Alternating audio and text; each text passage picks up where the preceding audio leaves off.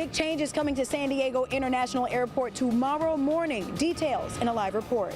A freshman quarterback at USD files a lawsuit making some very disturbing hazing accusations against the university. 20 years later, how the East County rebuilt after the Cedar fire. Halloween is just days away. Are you ready? Coming up, I'll tell you the most popular costumes and how much people are spending this year. And what do you do when your daughter is born into a 4-generation football family?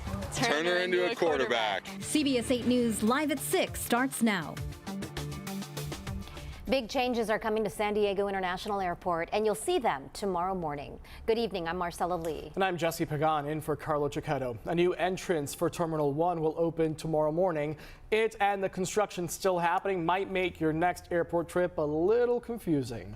CBS 8's Kirsten Holmes is live at the airport tonight to literally guide us through the changes. Kirsten? That's right, Jesse. Okay, so it's out with the old Terminal 1 and in with the new. I want you to take a look behind me because you can see that parking garage is still under construction. That won't be finished until 2024, but if you take a look right across the street from it, you will see the new entrance to Terminal 1. It's big, it's bright, it's blue. You see it right there. That is going to be the new entrance and the only entrance starting tomorrow morning. We are opening up a new entrance to our Terminal 1 to make way for continued construction on our parking plaza. And that's why Nicole Hall with San Diego International Airport says your Terminal 1 drop-offs will look a lot different starting tomorrow morning. If you're heading westbound, that new entrance will come up a little bit earlier than it was previously. So we really encourage people to drive slow, look for directional signs, and pay attention for any slow-moving vehicles so they can stay safe. We are opening up a parking plaza in 2024 for Terminal 1. It will offer 5,200 spaces, which is 750 more than the one that was there before. That's more parking in store for the airport with a new 5-level parking structure. Travelers can get to the new entrance by car or walk to the new entrance from a new path near North Harbor Drive and Harbor Island Drive. The new entrance will allow for construction to continue without further interrupting airport drop-offs. Currently there is traffic, yeah, and as you can see here at Southwest, it's very piled up, and so my ride has had to come around twice now, and so yeah, so I'm excited for the change and I can't wait for things to just speed up. It's kind of long, really. I mean, it's a lot of traffic and everything backed up. We only got like 3 lanes, or is it 2 or 3? Yeah, it's about 3 lanes, so like we really don't have that much space to get to you. Travelers we talked to today say they welcome the minor inconvenience that's paving the way towards a smoother airport travel experience. I think it's going to make it easier because the access point is going to be closer towards the street, really, so you're going to be able to like get in and out like without a hassle. Airport officials say stay alert and pay attention. Tonight, Thursday through Friday, our construction crews will be working through the night to open that new lane and put up signs so people know where they're going. Okay, so you are taking a live look right now at the new entrance to Terminal 1. Again, it's going to be the only entrance to Terminal 1 starting tomorrow morning at 6:30. That's when flights start taking off here at San Diego International. Airport officials tell us it is always a good idea to arrive 2 hours early before your flight. That'll give you enough time to get through traffic, make sure you know where the new Terminal 1 entrance is, get through security, and get where you're trying to go on time. Reporting live for CBS 8, I'm Kirsten Holmes. Back to you. We saw a lot of periods of backups when construction first started there at Terminal 1 back in late 2021. Do you know when it will all be finished? Okay, so it's gonna be in phases. The first phase of the new Terminal 1 construction that's scheduled to open late summer 2025. All of the construction here at the airport is scheduled to continue through 2028. So it's going to be something we're going to be reporting on for a little while. Marcella. All right, best advice you gave there. Leave yourself plenty of time, at least 2 hours before your departure time. Thanks so much, Kirsten. Also happening at San Diego International Airport, United Airlines flight attendants hit the picket line today, along with thousands of fellow flight attendants demanding a new contract from United with a cut of the airline's profits. The United Association of Flight Attendants says United Airlines made $15 billion in revenue in just the third quarter, and flight attendants aren't being paid fairly. They also haven't been under contract since 2021 because both sides have been unable to reach an agreement.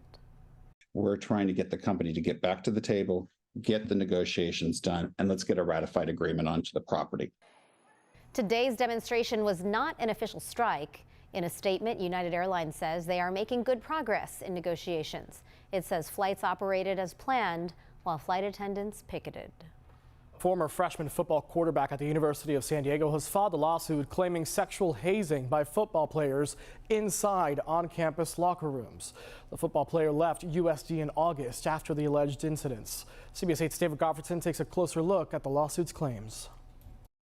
Into the end zone they go. Touchdown, Toreros. Freshman quarterback A.J. Perez says the hazing first started 8 days after he showed up for football practice on August 1st at the University of San Diego. It continued on campus until he was so humiliated, he said he left the football team and the university on August 17th. Perez filed this lawsuit on Monday, seeking damages for physical injuries, hazing, and emotional distress. And the ball comes out.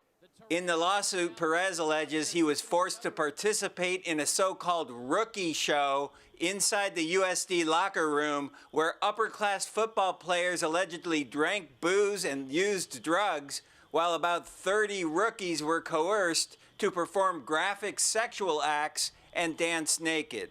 If they did not agree, the rookies would get hit with wooden spoons, the lawsuit alleges, and quote, plaintiff also felt that if he did not perform in some way, it could jeopardize his career as his teammates would not block or catch for him. The lawsuit also claimed several USD coaches had previously been players who participated in similar hazing rituals. Toreros head coach Brandon Moore is new to the university.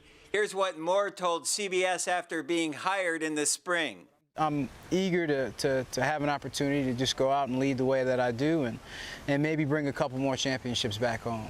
The university issued a statement saying in part, it was Coach Moore who, upon first hearing of the allegations, immediately reported them to the university and in conjunction with leadership, temporarily halted the entire program and initiated an internal inquiry which resulted in preliminary suspensions. Now, this lawsuit goes into very graphic detail about hazing incidents that we simply cannot describe on television. The lawsuit is publicly available on the San Diego court website, and we'll just leave it at that. The university says they are conducting an internal investigation, and they cannot comment further until that investigation is complete.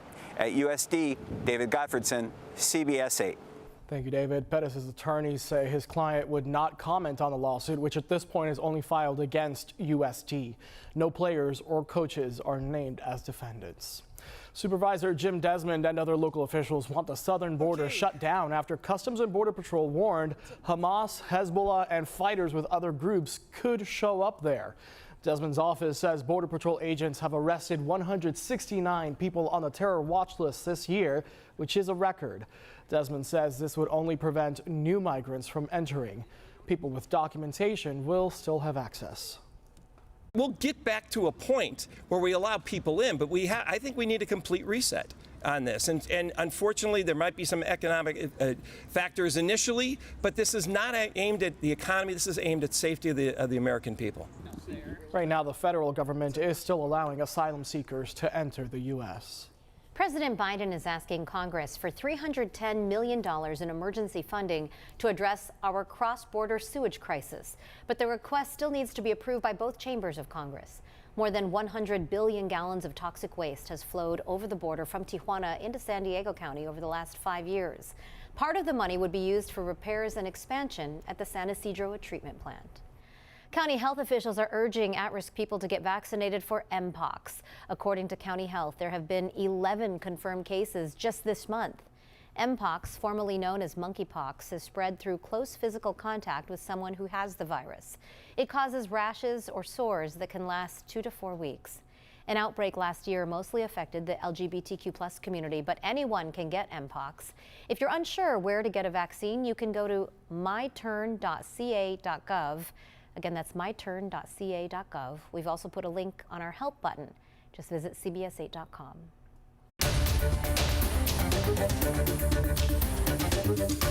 Breaking news right now. Police have surrounded a home in Maine. Detectives think Robert Card is holed up inside. He is the suspected shooter in the massacre at a bowling alley and a bar just last night in Lewiston. At least 18 people were killed, 13 others injured. CBS 8's Abby Black joins us now live in studio to explain the very latest developments in the investigation and what's happening there live at the scene right now. Abby?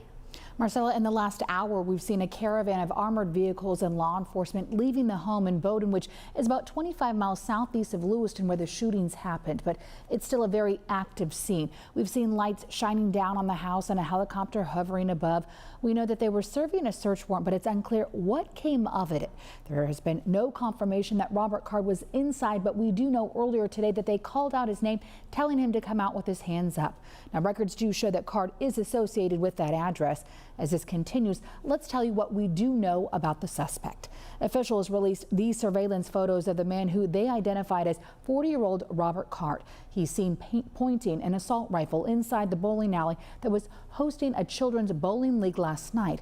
About 10 minutes later, police believe the U.S. Army reservists fired at diners inside a restaurant 4 miles away. Authorities also released this photo of the certified firearms instructor who's considered armed and dangerous. Police issued 8 murder warrants, but that number could climb. The FBI, ATF, U.S. Marshals, and the Coast Guard are assisting. Last night, investigators found his car in a nearby town. This is a town with a population of 37,000 people. That's smaller than Poway. Witnesses say children as young as 4 screamed and scrambled to pin areas and climbed into the machinery to shield themselves from the gunfire. A reporter at our sister station, News Center Maine, spoke to a bowler who described the terror as he, his mom, and his friends escaped out the back exit, but one of his friends did not make it and was killed. It was me, a handful of tables and things, and then there was him at the front counter. So when I saw him looking down at his gun, he was facing away from our group. I turned to everybody at the bowling alley on that side, and I said, everybody get out that exit door right now, live shooter. A New York National Guard spokesperson says in July, Card was taken to a hospital for a medical evaluation after acting erratically during training at the U.S. Military Academy at West Point. President Biden has ordered flags to be flown at half-staff nationwide in honor of the 18 victims that were killed and 13 that were injured. A lockdown remains for the second night. Schools are shut down. Students in college dorms, doctors' offices, grocery stores, and families 15 miles away are still sheltering behind locked doors. As this story continues to develop, we'll let you know right here on all of our CBS 8 platforms. Thank you for that update, Abby. These shootings happened just hours after the Senate approved an amendment that would remove restrictions for some veterans' access to guns. This amendment is attached to a package of annual spending bills that hasn't yet passed the Senate, but could by next week. It prevents veterans from losing their ability to purchase or own firearms if they get help from the Veterans Affairs Office with managing their finances. One reason they may need this help is if they are struggling with their mental health, which could be indicated by a background check. It would only allow them to be reported for a background check if a judge finds they are a danger to themselves or to others. This amendment was supported by 3 Democrats and 2 independents, including Senator Angus King, who represents the state of Maine. Still ahead, can undocumented immigrants vote in some local elections? We're going to verify that. Plus, Halloween is making a big comeback after the pandemic. This year's most popular costume. Gorgeous day. We had more sunshine out there than yesterday as we had that storm system exiting out.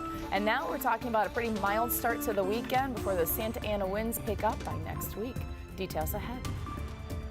We're remembering the Cedar Fire 20 years later. Up next, the couple who lost everything for a second time.